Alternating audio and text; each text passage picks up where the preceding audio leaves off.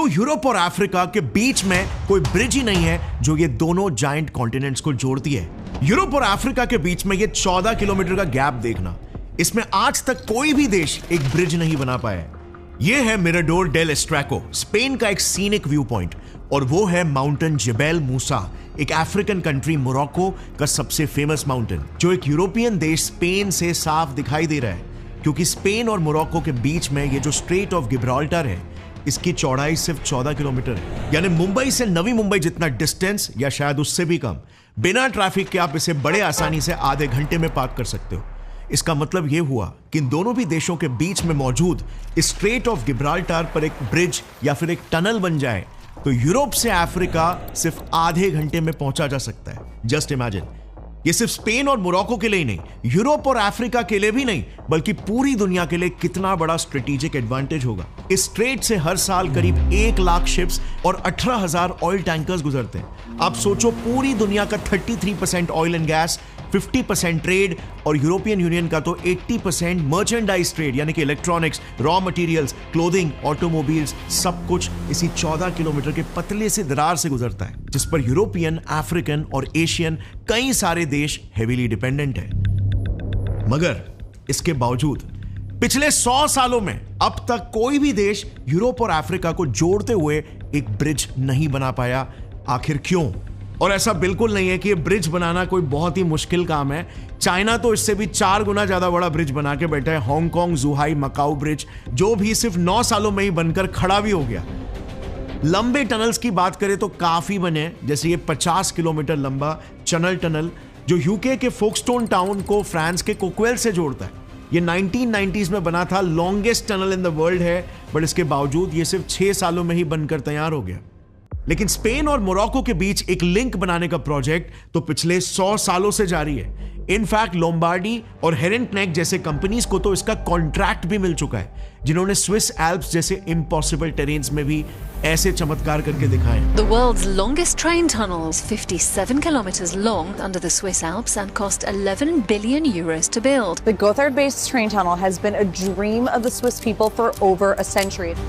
पर विश्व के सभी ब्रिलियंट माइंड्स भी बस यहीं पर आकर रुक जाते हैं। हर आइडिया यहां पर फेल हो जाता है। हर इंजीनियरिंग प्लान या तो बस पेपर पर रह जाता है या समुद्र की गहराइयों में डूब जाता है। तो सवाल बस यही आता है कि ऐसा क्या राज छुपा है स्ट्रेट ऑफ गिब्राल्टर में जो ये बार बार इंसानी हिम्मत को हरा देता है। Let's find out. साल 1920 एक जर्मन आर्किटेक्ट हर्मन सॉर्गेल ने एक डेयरिंग प्लान प्रपोज किया। पूरे मेडिटेरेनियन सी को खाली करके एक नया कॉन्टिनेंट एटलांट्रोपा बनाने का प्लान।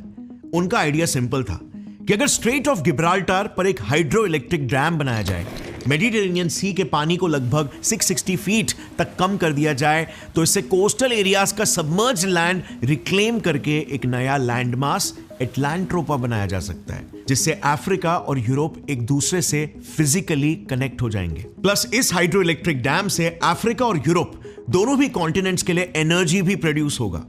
हर्मन ने अपने इस प्लान का नाम रखा प्रोजेक्ट एटलांट्रोपा, और ये काफी वेल थॉट प्लान था।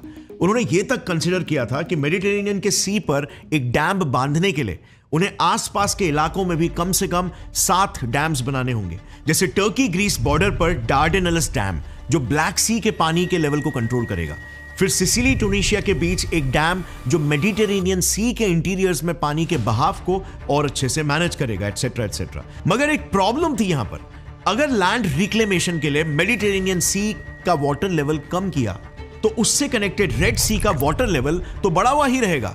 सो जहाज इसे कैसे पार करेगा?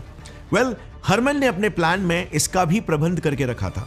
लॉक चेंबर्स को यूज करके हर्मन ने प्रपोज किया कि इन दोनों भी समुद्रों के बीच मौजूद सुएज कैनाल को एक्सपांड करके उसमें लॉक चेंबर्स को इंस्टॉल किया जा सकता है, जिससे शिप्स 2 अलग वाटर लेवल्स के पानी में भी तैर सकती है।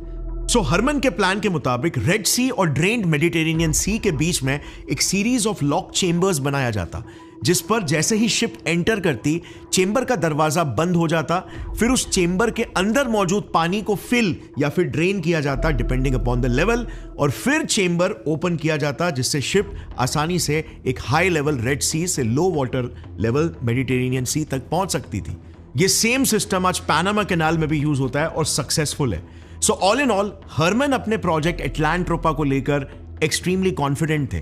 वो एक विजनरी आर्किटेक्ट के साथ साथ एक स्ट्रॉन्ग स्टोरी टेलर भी थे, जो मरते दम तक लोगों को अपने लेक्चर्स, एग्जीबिशंस और किताबों के जरिए यूरोप और अफ्रीका की काया पलट देने वाले ख्वाब दिखाते। मगर अनफॉर्चुनेटली यूरोपियन गवर्नमेंट और लीग ऑफ नेशंस में लगातार लॉबिंग करने के बावजूद भी हरमन के इस प्रोजेक्ट एटलांट्रोपा को कोई सीरियस पॉलिटिकल ट्रैक्शन नहीं मिला। रीजन, 7 विशाल डैम्स खड़े करना, वो भी अटलांटिक और मेडिटेरियन जैसे टर्बुलेंट सी में, कोई मामूली बात नहीं थी। इसमें सिर्फ प्रोजेक्ट की टेस्टिंग करने के लिए ही बिलियंस ऑफ डॉलर्स का खर्च हो सकता था।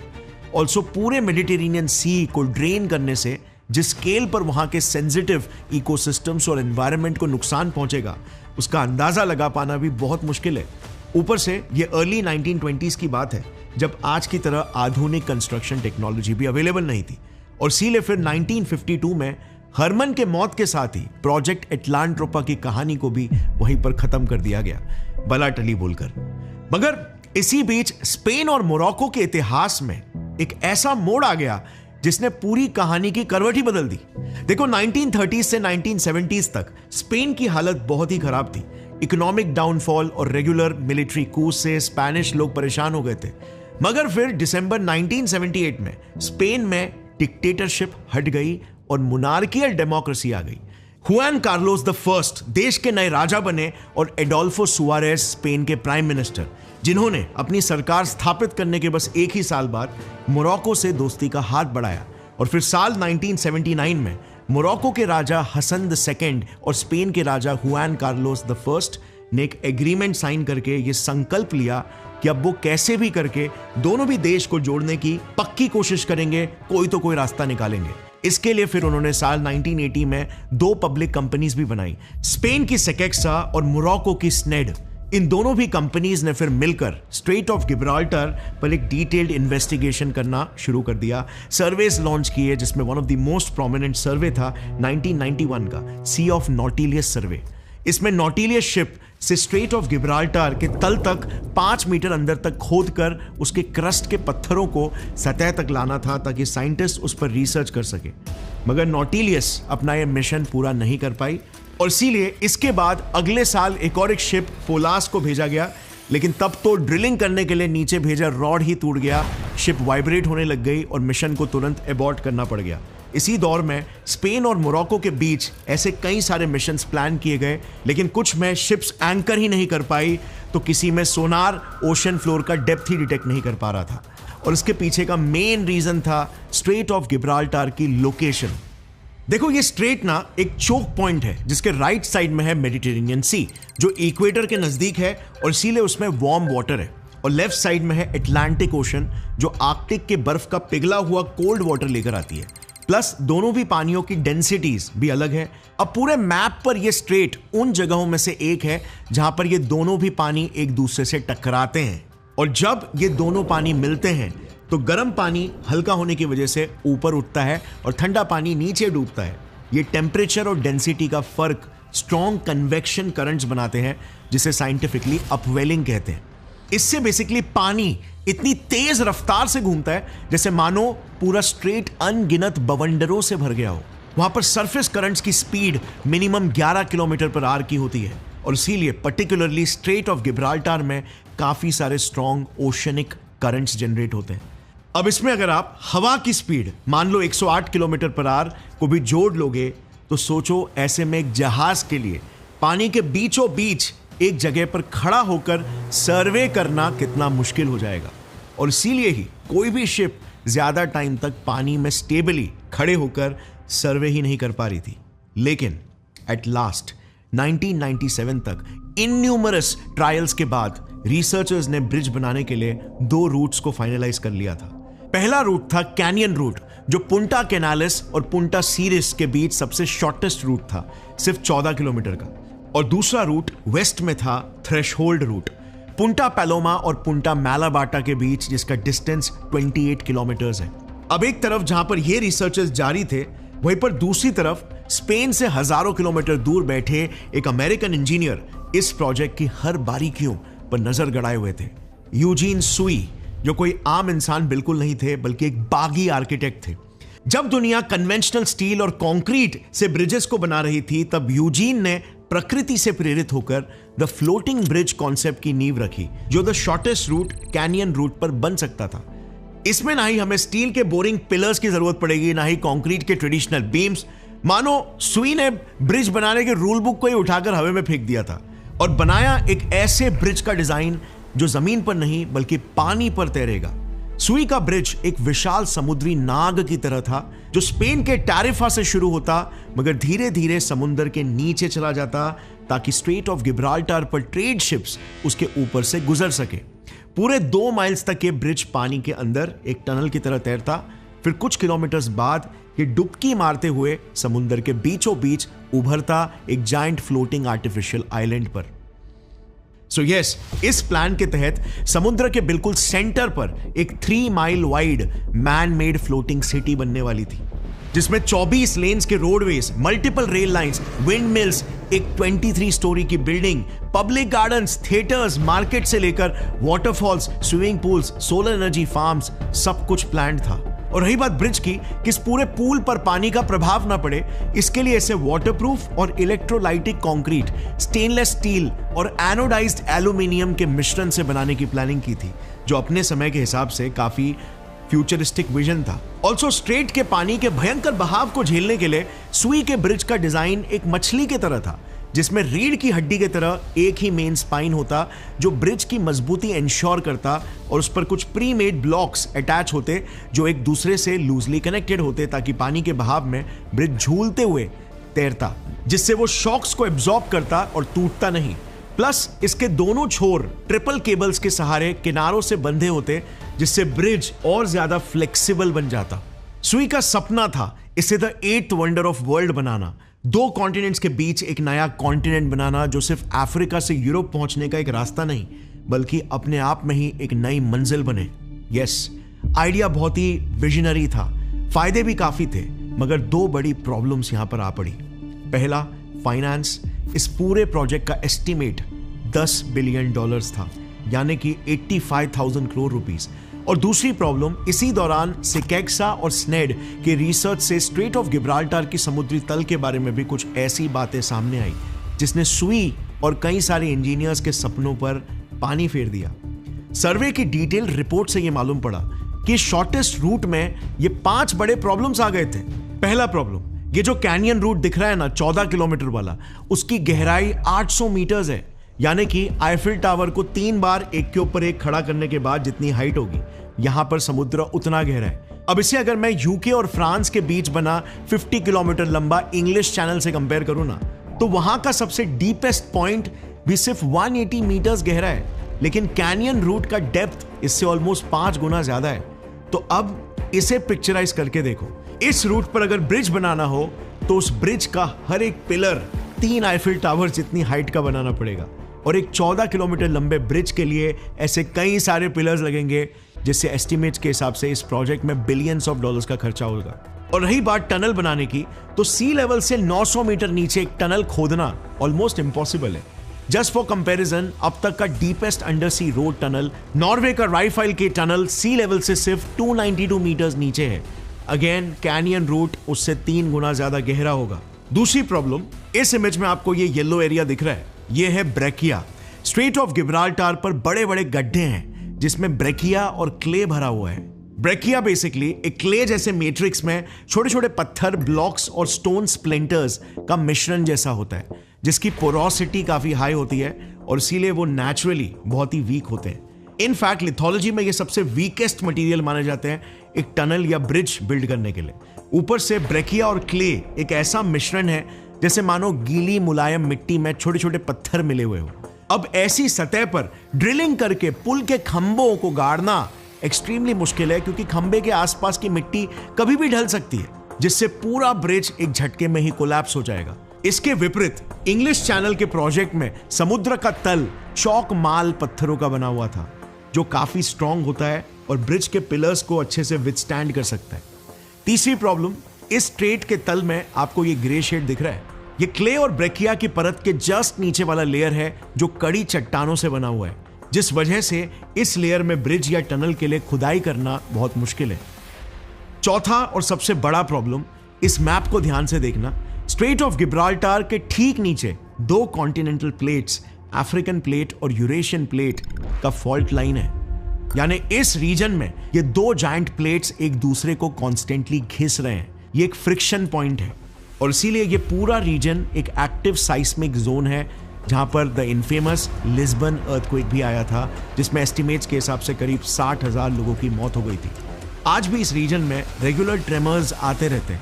अब ऐसे अनप्रेडिक्टेबल रीजन में एक ब्रिज बनाना मतलब समझ जाओ, ब्रिज के कुछ पिलर्स यूरेशियन प्लेट में गड़ेंगे तो कुछ अफ्रीकन प्लेट में। सो माइल्ड ट्रेमर्स भी अगर आ गए तो ब्रिज के पिलर्स ताश के पत्तों की तरफ बिखर जाएंगे। और वैसे भी फ्रिक्शनल फोर्स तो है नहीं, बिकॉज क्ले जैसी मिट्टी है। अब अगर टनल बिल्ड करने की बात करें तो आमतौर पर ना टनल्स माइनर साइस्मिक मोशन को इजीली हैंडल कर सकते हैं। चैनल टनल में भी shock absorbers and buffer systems है अर्थक्वेक प्रोन एरिया में होने की वजह से, मगर टनल को एक मेजर फॉल्ट लाइन से पास करवाना वर्ल्ड का ग्रेटेस्ट इंजीनियरिंग चैलेंज है। और इसीलिए बराबर इस शॉर्टेस्ट रूट पर ही रिसर्च शिप्स जैसे नॉटिलियस और फोलाज को भी प्रॉब्लम्स आ रही थी। कभी हार्ड रॉक्स की वजह से ड्रिलिंग मशीन टूट जा रही थी, तो कभी ओशियनिक करंट्स शिप को एक जगह पर एंकर नहीं करने दे रहे थे, जिस वजह से रॉक और सरफेस में ड्रिल अटकने की वजह से ड्रिलिंग स्टार्ट करते ही पूरी जहाज वाइब्रेट करने लग रही थी। सो बेसिकली इस शॉर्टेस्ट रूट पर ना ही ब्रिज बना सकते थे और ना ही टनल। एंड फाइनली हमें स्ट्रेट ऑफ गिब्राल्टार के सी ट्रैफिक को भी कंसिडर करना होगा। Gibraltar one of the busiest shipping lanes on the planet है। Humongous tankers, container ships and even giant aircraft carriers इस रूट से रेगुलरली पास होते हैं। सो अगर हमें एक ब्रिज बनाना है तो हमें अबव सी एटलीस्ट 70 मीटर्स का क्लियरेंस छोड़ना पड़ेगा, ताकि सी ट्रैफिक बिल्कुल भी इफेक्ट ना हो। लेकिन ब्रिज के pillars 900 metres under water build करना अपने आप में एक चैलेंज है। अब इसमें अगर 70 मीटर्स अबव वाटर की हाइट भी ऐड हो जाए तो कंस्ट्रक्शन और ज्यादा डिफिकल्ट बन जाएगा। सो इन्हीं रीजंस की वजह से अर्ली 2000s में स्पेन मोरक्को की जॉइंट कमेटी ने डिसीजन लिया कि वो शॉर्टेस्ट रूट छोड़कर थ्रेशोल्ड रूट जो 28 किलोमीटर लंबा है उसे इस प्रोजेक्ट का प्राइमरी रूट बनाएंगे। ऐसा इसीलिए क्योंकि 2005 में एक रिसर्च शिप किंगफिशर 05 ने एक ऐतिहासिक खोज की थी।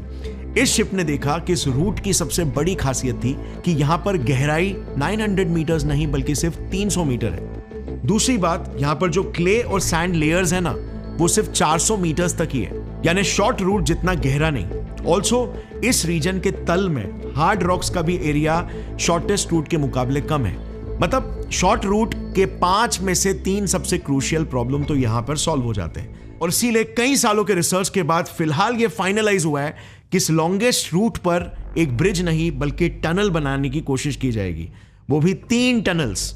सेंटर वाला टनल सर्विस टनल होगा जो कुछ भी रिपेयर वर्क और बाकी काम के लिए यूज किया जाएगा, और बाकी दोनों टनल्स पर रेलवे ट्रैक्स होंगे जहां से मोरक्को से स्पेन के इन पॉइंट्स के बीच ट्रेन्स गुजरेगी। अब एस्टिमेट्स के हिसाब से एक बार ये टनल अगर बन गया तो स्पेन और मोरक्को के बीच में ट्रैवल टाइम लिटरली आधा हो जाएगा। मतलब जहां पहले कैसाब्लांका से मैड्रिड पहुंचने के लिए 12 घंटे लगते थे, वो इस टनल की मदद से कम होकर सीधा 5.5 घंटे पर आ जाएंगे। इसी वजह से इस टनल से गुड्स की ट्रेडिंग भी भर भर कर हो सकती है, जो फिलहाल स्ट्रेट ऑफ गिब्राल्टार से होती है। सो प्लान एकदम सेट था। 2006 में दोनों देशों की गवर्नमेंट ने मिलकर इस प्रोजेक्ट के लिए टेंडर निकाला, जिसमें 14 कंपनियों के बीच कंपीट करके Swiss company Lombardy engineering firms को यह कॉन्ट्रैक्ट मिला। इस प्रोग्रेस को देखते हुए स्पेन के मिनिस्टर्स ने कहा कि 2008 तक तो काम शुरू भी हो जाएगा। प्लान्स रेडी था, टीम्स भी एकदम तैयार बैठे थे, लेकिन फिर घटती है एक ऐसी घटना जिसने इस प्रोजेक्ट पर दोबारा से स्पीड ब्रेक लगा दिया। साल 2008 स्पेन के राजा ने मोरक्को के सालों पुराने जख्म को वापस कुरेद दिया। स्यूटा और मेलीला वो टेरिटरीज है जो वैसे तो मोरक्को के बॉर्डर के अंदर उसकी जमीन पर है, पर इसे कंट्रोल स्पेन करता है। सो पहले मोरक्को भी स्पेन की एक कॉलोनी हुआ करती थी, जिसे 1956 में स्पेन ने आजादी दे दी। पर स्यूटा और मेलीला को स्पेन ने अपने कॉलोनियल रूल के अंडर ही रखा हुआ है। तब से स्पेन का यह कहना था कि इन दोनों भी कॉलोनीज में जो क्रिश्चियंस हैं वो मोरक्को एक मुस्लिम देश के अंदर माइनॉरिटीज बन जाएंगे। पर असलियत यह थी कि स्पेन ने बड़े ही स्ट्रेटेजिकली मोरक्को के दो सबसे वांटेज लोकेशंस को अपने पास रखा था, क्योंकि स्यूटा और मेलीला ये दोनों ही गिब्राल्टर स्ट्रेट की ओपनिंग के बिल्कुल नजदीक है। मगर जाहिर सी बात यह है कि मोरक्को इससे बिल्कुल भी सहमत नहीं है और इन्हीं दोनों टेरिटरीज को लेकर स्पेन और मोरक्को में दशकों से मतभेड़ भी होती रहती है। ऐसे ही एक बड़ी मतभेड़ 2008 में भी हुई। सो प्रोजेक्ट शुरू होने से पहले यानी 2008 में स्पेन के राजा ने स्यूटा और मेलीला को विजिट किया। अब इससे मोरक्को को गुस्सा आया और रिटेलिएशन में मोरक्को ने तुरंत अपने स्पेन में डिप्लॉयड एम्बेसडर को वापस बुला लिया और स्पेन और मोरक्को लिंक के प्रोजेक्ट को वहीं पर पॉज पे डाल दिया। इसके बाद फिर 2020 में एक और हादसा हुआ। स्पेन ने वेस्टर्न सहारा के एक रिबेल लीडर को उनके देश में मेडिकल ट्रीटमेंट लेने की परमिशन दे दी। अब जाहिर है इससे मोरक्को फिर से नाराज हो गया, बिकॉज डायरेक्ट मैसेज यही था कि स्पेन उनके देश में रिबेलियन को सपोर्ट कर रहा है। तो 2020 में भी लिंक का प्रोजेक्ट वापस से ठप पड़ गया। अब ऐसे 2008 से लेकर 2025 तक कई सारे हादसे हुए हैं। प्रोजेक्ट डिप्लोमेटिक रिलेशंस की वजह से अटका पड़ा हुआ है। आज अमेरिका, यूके, चाइना, इंडिया, पूरा यूरोप, ऐसे कई देश मिलकर स्पेन और मोरक्को पर दबाव डाल रहे हैं कि जल्द से जल्द दोनों देशों को जोड़ने का काम करो, क्योंकि स्ट्रेट ऑफ गिब्राल्टर की लोकेशन एकदम स्ट्रेटेजिक है। ये स्ट्रेट यूरोप और अफ्रीका को जोड़ने वाला इकलौता शॉर्टकट रूट है, जहां से जैसे मैंने बताया दुनिया का 33% ऑयल और गैस, 50% ट्रेड और ईयू का तो 80% मर्चेंडाइज ट्रेड गुजरता है। इस पतली सी दरार पर कई देश इतना डिपेंडेंट है कि अगर किसी भी वजह से ये रूट ब्लॉक हो जाता है तो विश्व के इतने सारे देशों का ट्रेड और उनकी देश की इकोनॉमी हेवीली इफेक्ट होगी। और इसीलिए एक ऑल्टरनेट ब्रिज या tunnel link is the need of the hour. लेकिन शायद स्टील और कंक्रीट से बनने वाले ब्रिज से पहले हमें स्पेन और मोरक्को के बीच भरोसा और समझदारी का पुल बांधना होगा। और ये पुल किसी इंजीनियर के हाथों नहीं, दोनों देशों के दिलों से बनेगा। और इसीलिए अब इस प्रोजेक्ट का फ्यूचर क्या होगा ये तो वक्त ही बताएगा। लेकिन अगर फ्रेंड्स आपको ऐसे ही ज्योग्राफी से रिलेटेड वीडियोस पसंद आते हैं तो मैंने रिसेंटली ही इंडिया अंडमान आइलैंड पर एक 75,000 करोड़ का मैसिव प्रोजेक्ट बना रहा है, उस पर एक वीडियो बनाया था जिसके बारे में बहुत ही कम लोग जानते हैं। मगर इसमें कई सवाल खड़े होते हैं। जैसे सबसे पहले तो इंडिया के सभी मेट्रोपॉलिटन सिटीज को छोड़कर अंडमान और निकोबार आइलैंड्स पर इतना पैसा क्यों सरकार खर्च कर रही है और उस प्रोजेक्ट का विजन एग्जैक्टली क्या है? Well, it's very interesting. I would highly recommend you check it out. यहां पर क्लिक करके आप उस वीडियो को देख सकते हो। मिलते हैं अगले वीडियो में, तब तक के लिए as always take care and जय हिंद।